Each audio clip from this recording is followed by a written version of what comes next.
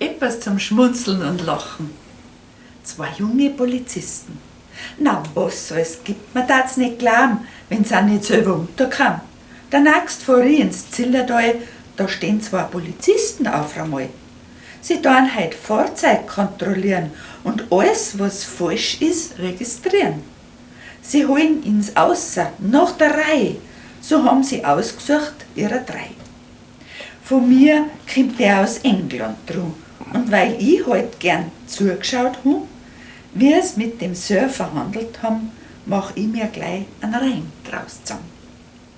Die Herren von der Polizei sind streng und holen den Engländer deswegen vom Auto außer und bemängeln. 50 € macht allein das Drängeln.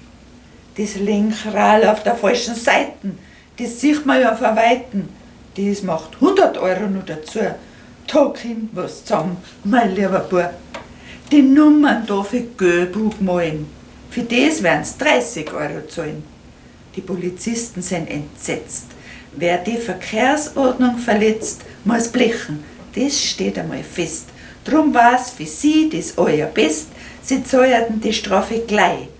Ein Polizist schreibt nach der Reihe die Summen auf einen Zettel drauf, der Engländer nimmt alles in Kauf. Der andere Polizist schaut das Kennzeichen an, er sieht ein G und B da dran. Jetzt fällt es ihm ein, oh je, das war keine clevere Idee. Nimm ihm den Zettel, lassen frei, der ist von der Kriminalpolizei.